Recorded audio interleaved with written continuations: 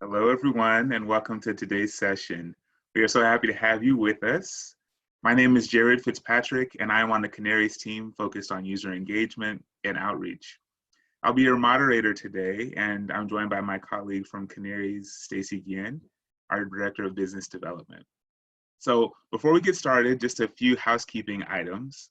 First, to ensure that everyone can hear during the discussion and there are no distractions, please keep your microphones on mute. If you do have any audio or video trouble, you can message Stacy, and she will provide instructions to help. Second, this is an interactive session, and we want to hear your questions. You can ask questions using the Q&A feature in the webinar, and we'll reserve the last 15 minutes of the session just to answer your questions. Third, this session is being recorded, and the recording will be emailed to all of the attendees after the webinar. Now, I see some people joining the webinar, which is great. We're so excited to have you here.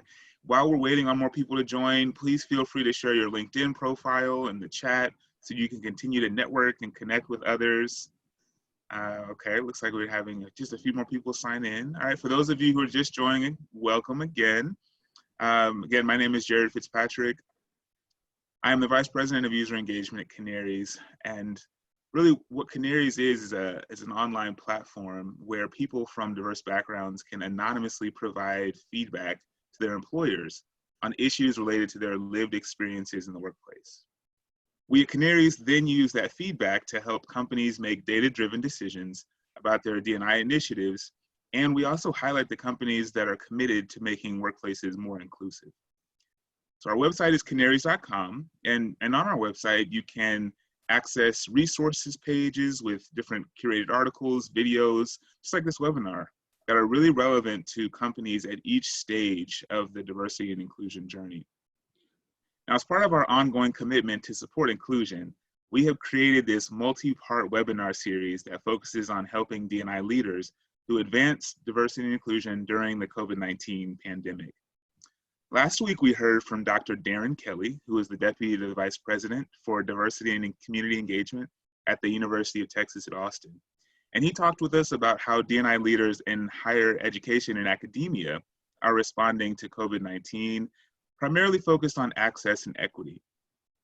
Today, we are thrilled to have Dinaz, Kachhi-Jiwani, and Sam Santiago to share their perspectives on the topic of diversity and inclusion, the intersectionality between for-profits and not-for-profits and the next normal. So what happens after COVID? So Sam and Dinaz, very happy to have you with us. Now, Dinaz is the manager of diversity and inclusion for the Boy Scouts of America. In her role, she assists in leading and executing the strategic vision for all of the Scouting constituencies, including the youth members, board, employees, partners, and volunteers. She has been instrumental in outlining strategic plans, creating and expanding the workforce resource groups, along with establishing partnerships, benchmarking key metrics, driving professional development, and instilling D&I within the operations and culture of the organization. In addition, Dinaz has 12 plus years as a marketing research and analytics consultant for different Fortune 500 companies. She has her master's degree in applied research from Boston University and has been a board member for different professional associations throughout her career. So welcome, Dinaz. Thank you. Now, Sam is an award-winning diversity and inclusion and equity professional with 30 years of experience in the travel, hospitality, and health industries. In addition to previous leadership roles with American Airlines and Hilton Worldwide, Sam joined the American Heart Association in 2014 as its first ever leader exclusively dedicated to the development and execution of the diversity and inclusion strategy. Now, this role focuses on employee resource groups, training, mentoring, communications, supplier diversity, multicultural marketing, governance, and volunteerism, just to name a few of the things that he's working on. In 2019, Sam received the Heartbeat Award from the American Heart Association, which is a recognition that's bestowed for the first time to a small number of leaders in 2019. Sam has also led the American Heart Association in receiving recognition by the Texas Diversity Council for the Excellence Award for Healthcare Diversity, and Diversity Inc.'s top regional companies, ranking number 9 in 2017 and number 6 in 2018, and most recently in number 6 in 2018 and 2019, and then most recently in 2020, number 5 on the list. So consistently going up, right? So Sam, thank you so much for being here as well. Thank you, Jared, and delighted to be here with Dinaz, sharing our experience and knowledge. Awesome, wonderful. So Sam, I'm gonna kick things off with you. And can you just walk us through what is the state of diversity and inclusion in the nonprofit sector right now? Thank you, Jared.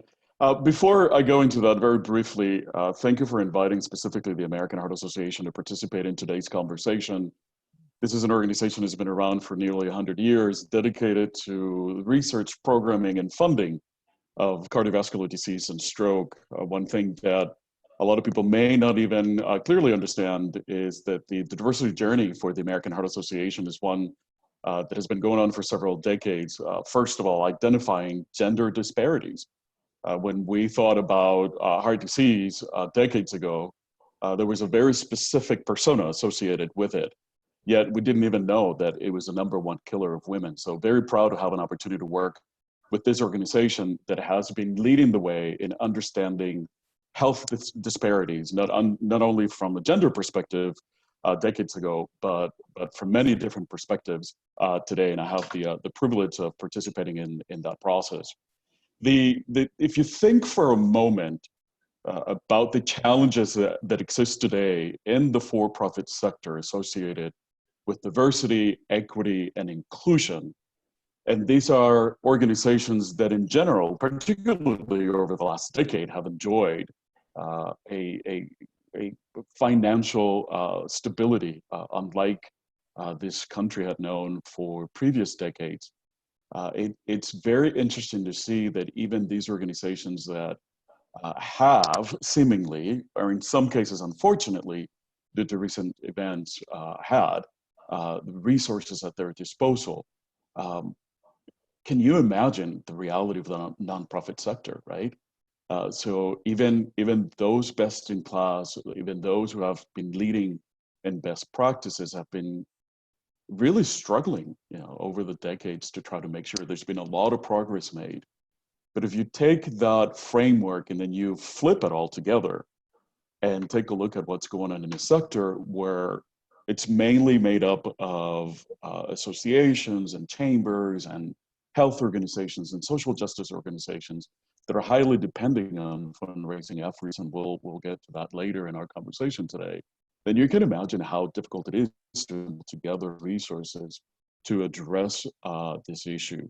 And that's one of the reasons why I've always referred to a study, and you're seeing, if you can see your screen there to all the participants, the Leading with Intent study published by BoardSource has been published for a number of years now, but this most recent one in 2017 helped us understand part of that reality. And I would like to quote directly from the study, and I believe that Stacey's going to help us put it on the screen, because very specifically, and this is key finding #1 for this study, which is focused on a number of different things, boards are no more diverse than they were 2 years ago, and current recruitment priorities indicate this is unlikely to change. And then it goes on to say that boards have been indicating that, yes, they're interested and they're dissatisfied with what's going on in their organizations, but the reality is that very few of them are really committing to doing something there. So when you think about where boards are, and they're the equivalent of the bosses or the owners, right, of nonprofit organizations, then we have to think about that if the board is not necessarily focused and is not intentional about taking action there, then most likely staff members that they bring into the organization, volunteers, most of whom are the ones who deliver the mission of the organization, right, in the nonprofit sector, and then probably, and more importantly, donors who are funding the mission, they're not even representative of the many diverse communities that they serve in the communities and the regions and the states around the nation. So it's really a sobering state. And hopefully it's food for thought for the organizations here on this call today, both nonprofit and for-profit. Sam, thank you. You just dropped a lot of knowledge. I hope everyone will go and check out the Leading with Intent report. We will include a link to that when we send out the recording to the webinar.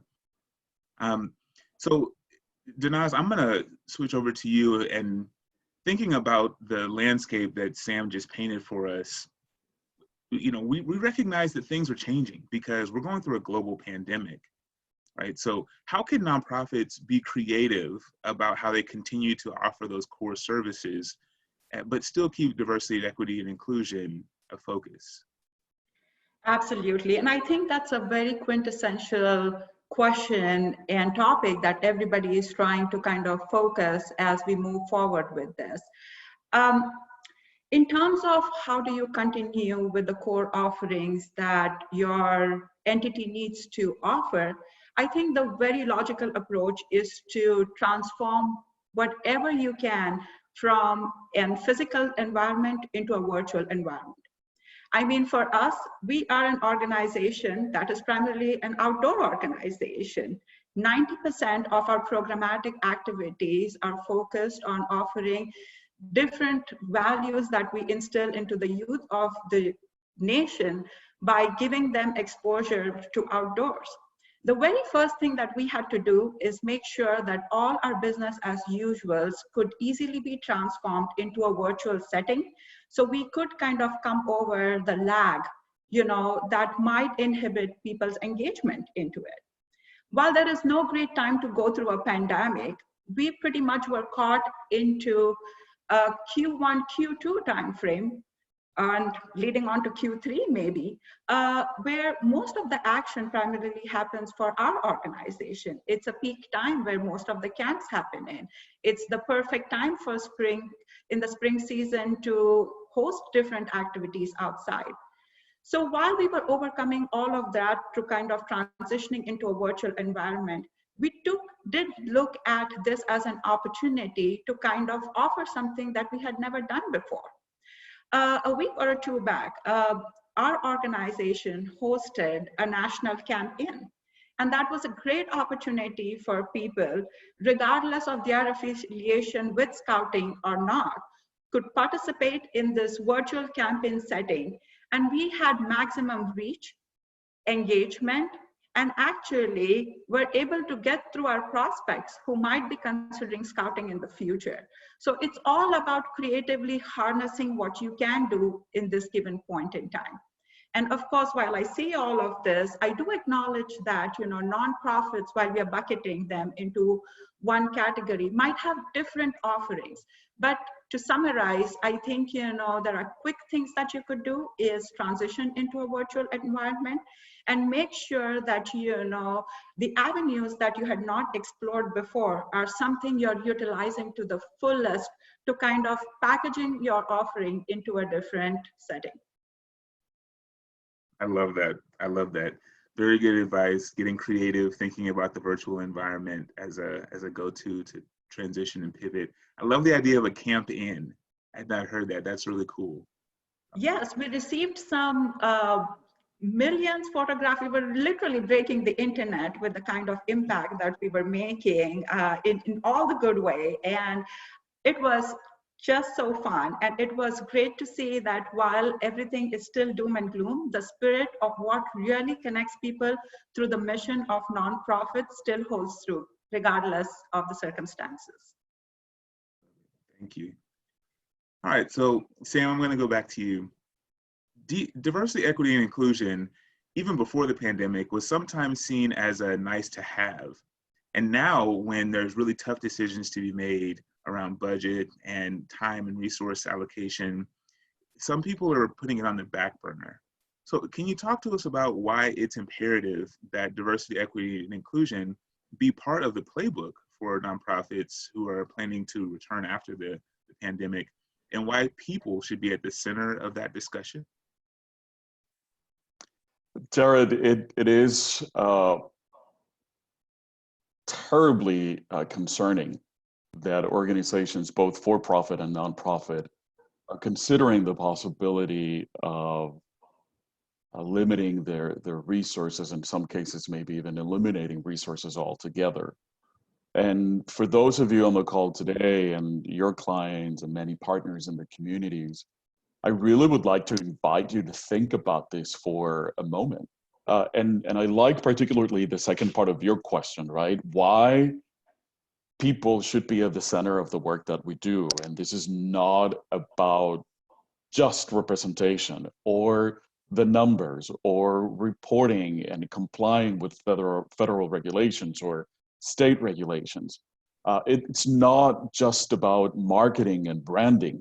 Those are all important reasons why there should be some focus, if not a lot of focus, obviously, on diversity, equity, and inclusion.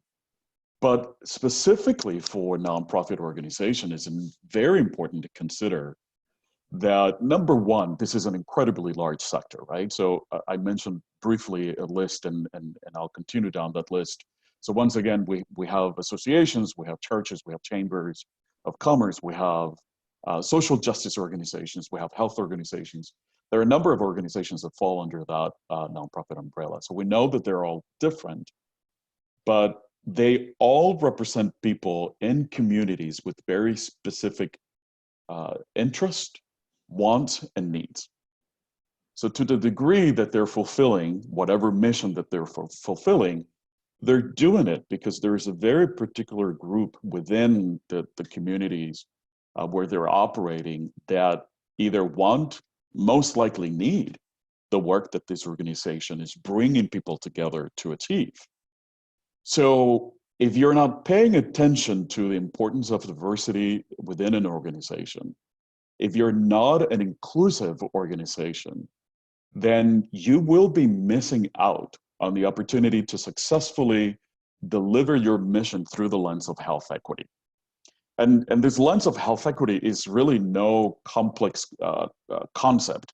It really is about making sure that people have equitable access to the benefits of what you do for your community.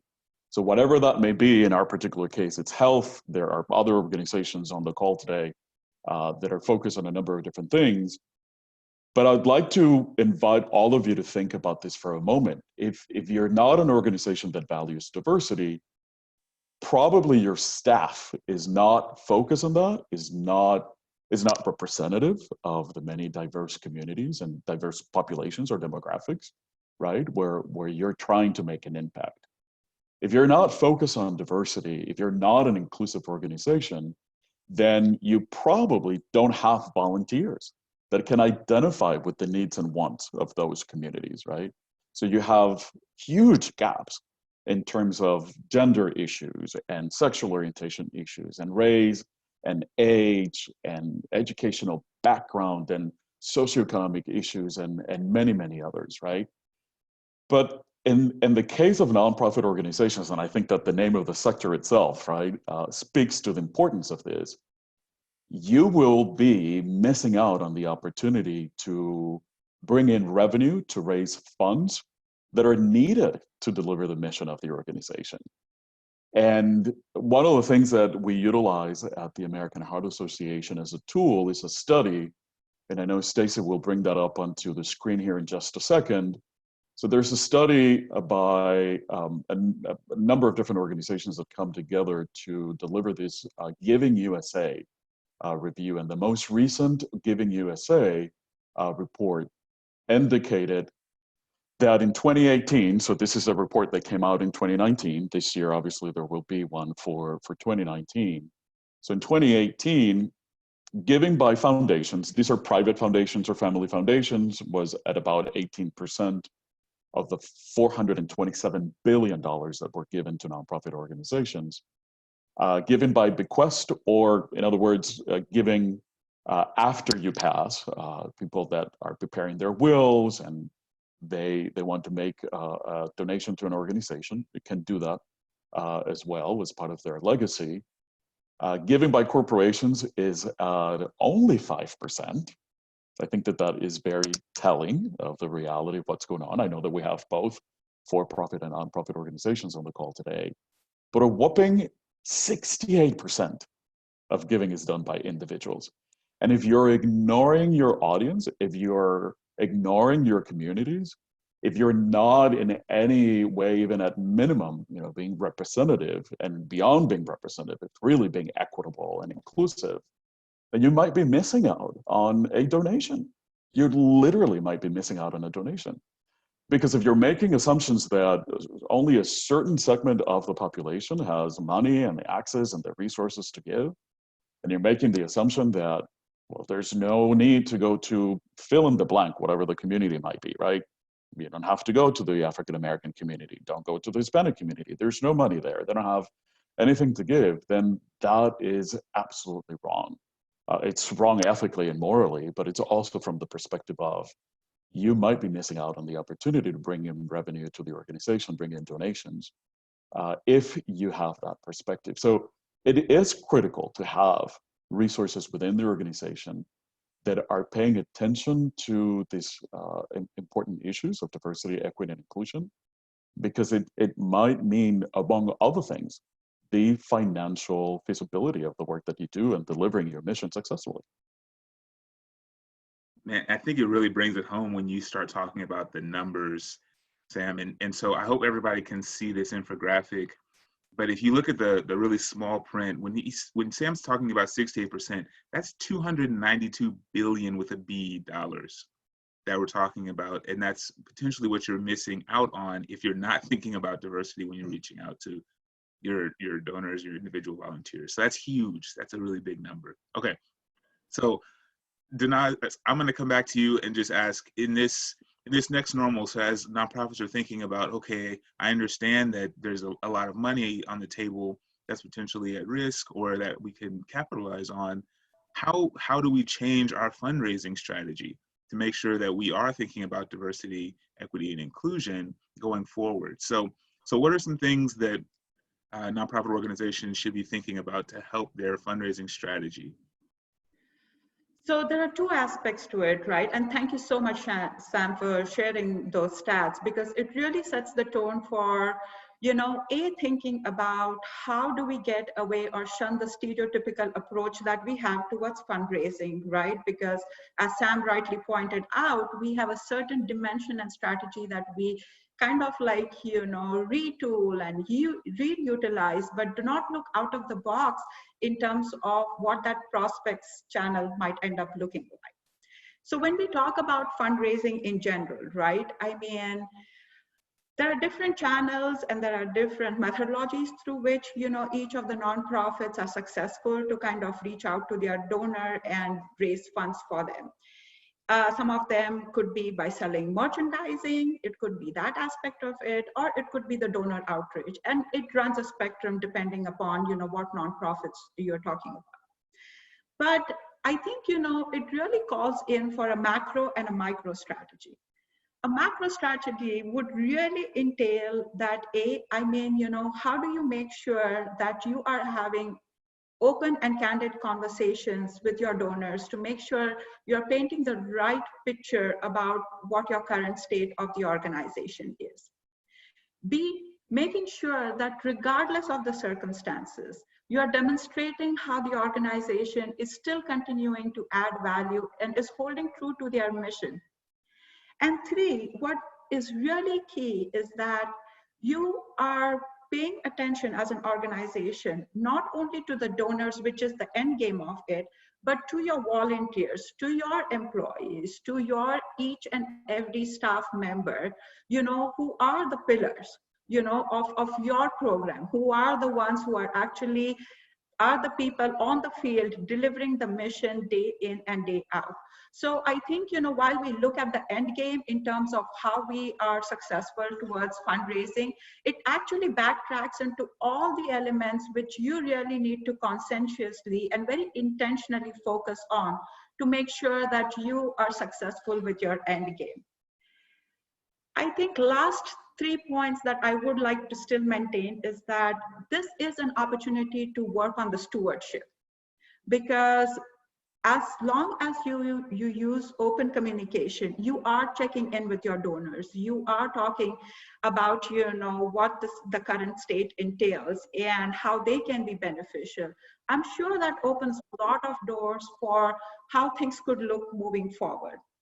And then again, going back to the aspect of creativity in terms of reaching out to other prospects, and instead of just, and really segregating whatever engagement would happen with the donors at a physical level into a virtual platform to make sure that, your communication engagement is still intact with them. Thank you. Okay, so I'm writing notes over here. I don't know if you could tell, but I'm like just silently taking notes. Okay, micro. Okay, good. So I know we only have a couple of more minutes, and then I want to make sure that we have time to open it up to other questions. So I'll just ask one more question to you, to each of you. So Sam, I want to get a little bit more tactical and start to think about some specific action items or best practices that you would share for other nonprofit leaders, diversity and inclusion leaders in the nonprofit or for-profit sector around how to engage with their employee resource groups, how to ensure that they're providing mentoring and training opportunities to their employees, and even things like, how to update policies or put in place policies. Because there's a lot of, I know, moving pieces, but you kind of have to keep those things in mind as well as a diversity and inclusion or HR leader. So do you have any advice, tips, best practices you'd share? Yeah, I think that many practitioners believe that good training programs, communication, both internal and external, mentoring programs, employee resource groups, even intentionally looking at policies, guidelines, regulations internally, and then as an organization supporting advocacy efforts for other communities, right? For changing the social landscape of other communities. It's something that only large organizations can do, but that is not the case. For an organization like the American Heart Association, for example, we've done all of the above with different levels of success over the years, but probably we're, again, because we believe it's about the people, and that's where I've really centered my personal practice and my professional practice, whether it's with this organization and others I've worked with. It really is about exploring those employee resource groups. I think that's where we have found a lot of our success. Our colleagues are hungry for an opportunity to express themselves, and that I would bet that is the case in all organizations. And employee resource groups, which have been around for over 3 decades now, they continue to be one of the best practices when it comes to moving the needle in the area of diversity, equity, and inclusion. So whether you think that you have the resources or not, whether you think that you're putting together either a simple program or a sophisticated program, none of that matters. Just work with your people, work with your staff, because they're really going to be the resources that will continue to help move your organization to the next level. Trust them to do that with you, and you will be successful in reaching your equity first goal. Love that. Thank you. And Dinaz, I'll ask this question to you because Sam mentioned communication, but oftentimes the communications that we do are not necessarily culturally relevant or equitable. So how do we really prioritize equity in our communications? So there are 2 things that have happened. As far as the global pandemic is concerned, one good thing coming out of it is that nobody got privileges in a way. There were certain pieces of information and treatment, which is always proving to be challenging in a D&I environment, was something that was just organically taken care of. So regardless of who we were still all sailing in the same boat, right? But in terms of a few things that need to be done differently is making sure openness, fairness, and actions, right? Acknowledgement of what we are going through, empathizing and validating have been few things that have been more important than ever before. I think this is also a great wake-up call to make sure that, like, you know, while we all were caught up in our own lives doing what we were doing, this is great to say that at the crux of all of this, you know, the core fundamentals of diversity, equity, and inclusion, that is openness, fairness, welcoming environment for all, and having that sense of empathy and compassion is more important than ever before. So regardless of the channels that you're using it, regardless of your constituency you're talking to, be it your employees, like Sam was mentioning, be it your, you know, workforce resource group where you're leveraging to understand that, yes, if you are diverse, more likely than not, you are taking a major hit through this pandemic in many different ways, and what that looks like for you. And we cannot, you know, really lose the importance of just, like, you know, small acts of, like, you know, taking up a phone, chatting with them, calling with them, having virtual coffee chats, have a lot of impact, because all we are trying to do through equitable communication is generate fairness and an equal playing field for all of them. Thank you. Thank you. Okay, so I'm going to yield the floor now, because we've gotten several questions, and I want to make sure that there's some time to answer as many as we can. So the first question that I see is for organizations that are freshly trying to establish their committees for diversity, equity, and inclusion, are there any opportunities for training that you would recommend? And I'll open that up to both of you.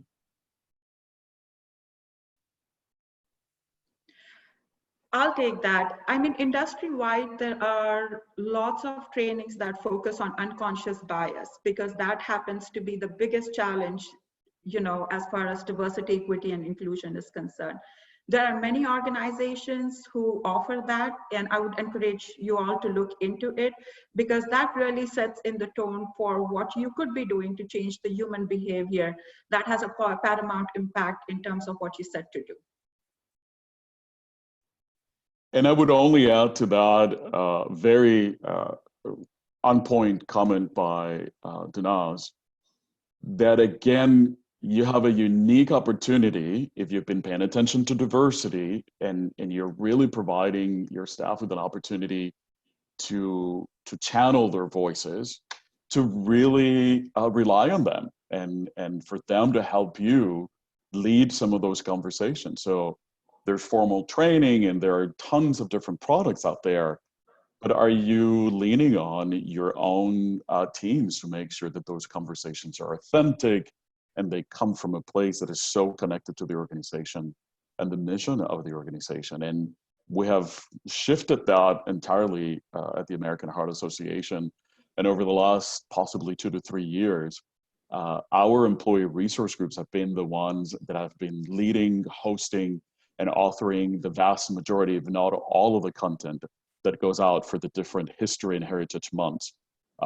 So right now, working with our Asian American, Native Hawaiian, Pacific Islander employee resource group on Heritage Month, learning opportunities coming up here in about a week, and even already working with the LGBTQ plus group to make sure that we have solid content to share in June for Pride Month.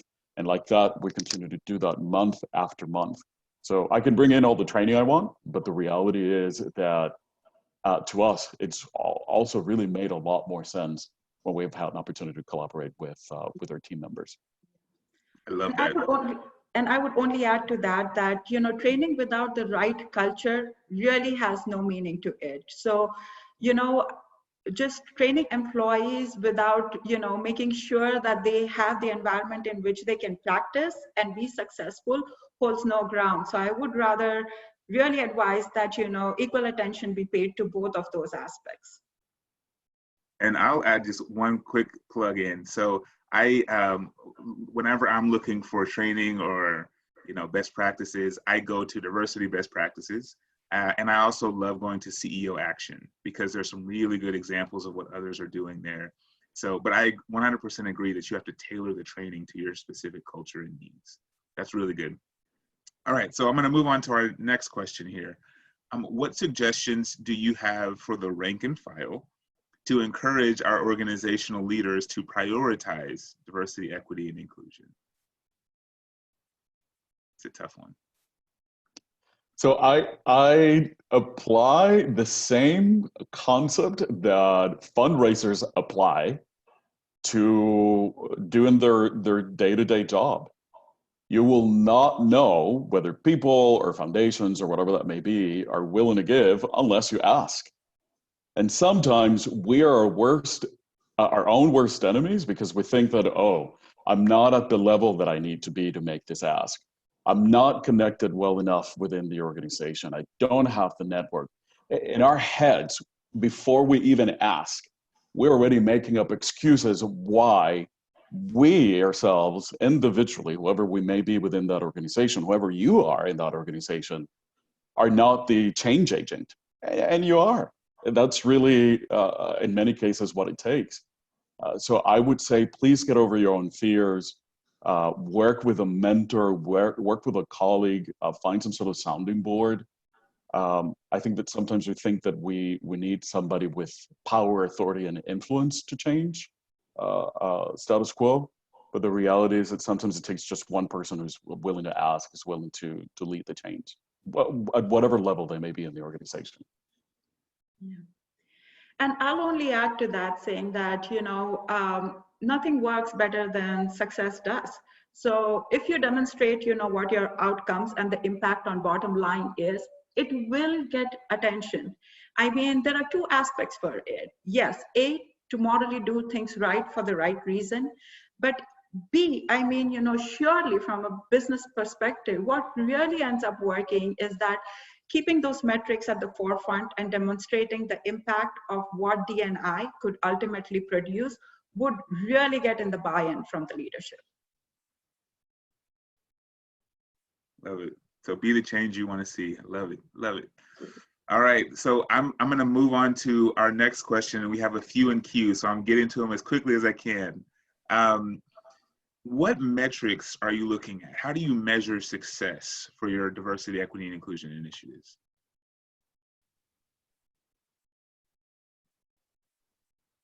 Our efforts look at a number of different things, as you explained at the beginning of our conversation, Jared. Our practice looks at obviously staff. It's looking at volunteers. It's looking at donors. It's looking at what we're doing in supplier diversity. So how well are we doing in supporting economic development in communities of diverse backgrounds by working with minority vendors?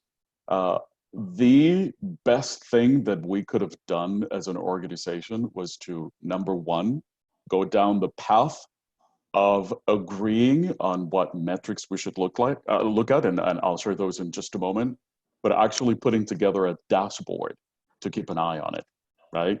Because what is not counted doesn't count. I'm sure I've heard that somewhere else before, but I said that all the time. So we're looking at staff issues, and then we delve a little bit deeper into that, because overall staff diversity may be good, but then you need to break it down into levels, right? Maybe entry level numbers are good, middle management maybe, and executive leadership, if we've seen in the example of the board, is not exactly where it needs to be. Obviously, as I said, supply diversity, who are we spending money with? We don't have a lot of money to spend, right? But if we're going to spend it, are we putting our money where our mouth is, right? So we also take a look at supplier diversity. And then we take a look at mission. And when we look at the health mission of this organization, then we're looking at what communities or populations are we impacting, and how are we impacting them? And are we making progress? So the metrics conversation, that could take an entire 45 minutes to an hour, maybe even more. You're an expert in analytics and data, Dinaz, so I'll shut up now and turn it over to you. But those are some of the things that you need to establish what you need to measure, and you need to do it. Otherwise, you're not going to make any progress. Yeah. And I would only add that, some of the dimensions that define your success are qualitative and some are quantitative. And it requires a lot of customization based on how A, you have defined success for yourself, and B, what is the right approach. Sometimes a sheer increase in your donor base or your member base are those quantifiable metrics. But sometimes just the change in sentiment about what your workforce feels, how confident they are in your effort, how they feel valued, how connected and belong they feel in an organization, are some of the passive and qualitative measures that hold equal weight. So I think, depending on what you're looking at, the definition needs to follow that suit. I love it. And I'm so glad that you mentioned a dashboard. And I have a version of that quote around, you said, what's not counted doesn't count. I typically will say what doesn't get measured doesn't get improved, or what gets measured gets improved, right? So a core function of what we do at Canaries is building those dashboards for companies. And so when you talk about data and analytics, that's the bread and butter, that's what we live and breathe. And that's truly the difference, I think, between successful programs and ones that stagnate and don't actually accomplish the outcomes that they're trying to achieve. Is just measuring those metrics and talking about the success stories as well. And I know, as you talked about communication earlier, but when you're communicating, also sharing the things that you're doing really well is a huge plus to making sure these programs go over well. So I'm so glad that you all mentioned that. That's really big. All right, so I'm gonna just do one or two more questions, and then I will wrap it up. And I know we have a couple more, so you all just bear with me. And if there's questions that you do still have that we don't have time to answer today, we will ask our panelists afterwards, and then we'll share those answers with you afterwards as well. So we know that there are, almost 2,000 or 25,000 nonprofits here in DFW, and a lot of them are smaller nonprofits who are, working on very, very tight budgets. I mean, sometimes less than $100,000. So how would you advise or, suggest these smaller nonprofits to mobilize for greater collective impact?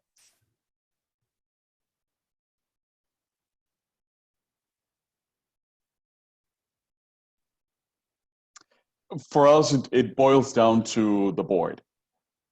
And they are your volunteers, right? And I think that's where, as nonprofit organizations, we have a very unique opportunity because we have individuals that are already passionate about our mission. So if you're paying attention and you're expanding the circle of those passionate volunteers, and you find the ones that are willing to advance diversity, equity, and inclusion in your organization, and we're everywhere because we're all a little bit of everything, right? We're all at the intersection of so many identities. So whether you're a member of the Latino community, or you're a member of the gay community, or you're a member of whatever the community may be, you're going to find plenty of people in the Dallas-Fort Worth area and organizations in the area that could very well give you an opportunity to fill in those gaps. The Center for Nonprofit Management is called CNM Connect Now. They prepare nonprofit leaders. They do a leadership program. Leadership Dallas, Leadership Fort Worth, Leadership Addison, Leadership Richardson, all of them are preparing leaders. The Asian Chamber of Commerce is preparing leaders. The Hispanic Chamber of Commerce is preparing leaders for the for-profit and nonprofit world. So there are plenty of organizations that are doing that work. Once again, you have to go out there and do the ask. I mean, the key is for you to just go ahead, unlike the big for-profits organization who do have like associations and very formal, rigid structures for people to network. I would really like to see not-for-profits also take the lead to kind of make sure that we operate as an entity which is open to everyone. So, I mean, in the absence of none, I think there is a huge opportunity to kind of build on that a little bit more. And when we talk about the bigger topic of diversity, equity, and inclusion, I think we're talking about human behavior at its fundamental.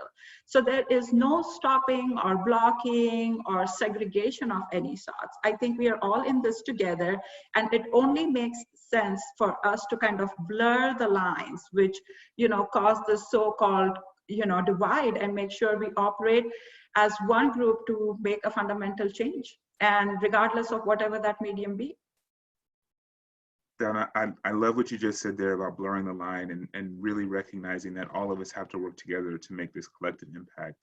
And I think I'd be remiss if I didn't ask this question of, on our audience here, we have some nonprofit organizations, we have some for-profit. So how can those two sectors work together to leverage their resources, their technology, their people, to really make that collective impact? I mean, like I mentioned before, because we are all dealing towards one big collective goal and, trying to make the same impact.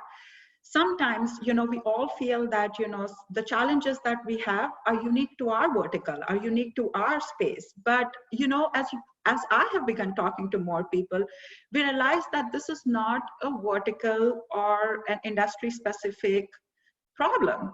The issue, like Sam pointed out at the very onset, there are a gradation of the levels of impact we need to make, and then, the needle that we need to move in the space. But, having those bigger, broader conversations about, what are those pressing issues at our forefront coming out of this pandemic, we really have no control over things that have happened, but how can we leverage this crisis to control what we could be doing going forward? And having that open networking opportunity is the way I foreseeing to really making the end impact.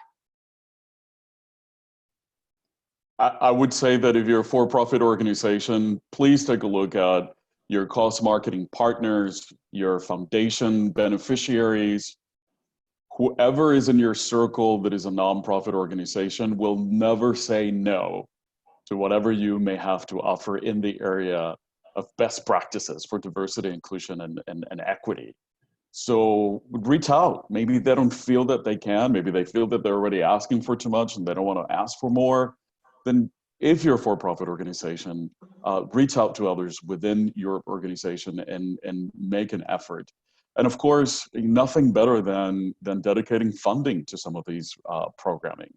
So if you have the ability to do so, please make sure that you plan for your 2020 budget and be very intentional about it and say, you know what, as an organization, we believe in this.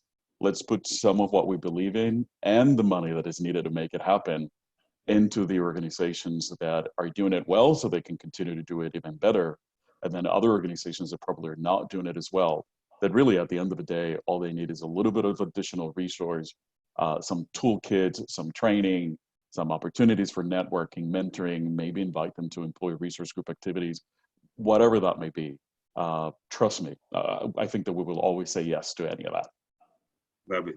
Now, how can people on the call get in touch with you if they do have questions or if they do want to partner with you? What's the best way for them to reach out? Just network with us through LinkedIn. We are there, right there, more than willing and open to partner with you, hear from you. And yeah, I look forward to being in constant touch and working as a collective in this. Yeah, likewise. LinkedIn, Dinaz and I have participated on these calls before as attendees. sam.santiago@heart.org, whichever way. You have several options, so happy to connect with you. Awesome. Okay. Well, I know there was still a few questions left, so we will take those and we will send those to you after this and ask you to respond, and then we'll share those responses with the audience. Thank you so much for being with us today, Sam, Dinaz. Did you have any final thoughts to share with everyone? No, thank you so much for the great opportunity. It was great to hear from you all, connecting with you all, and I only look forward to continued partnership.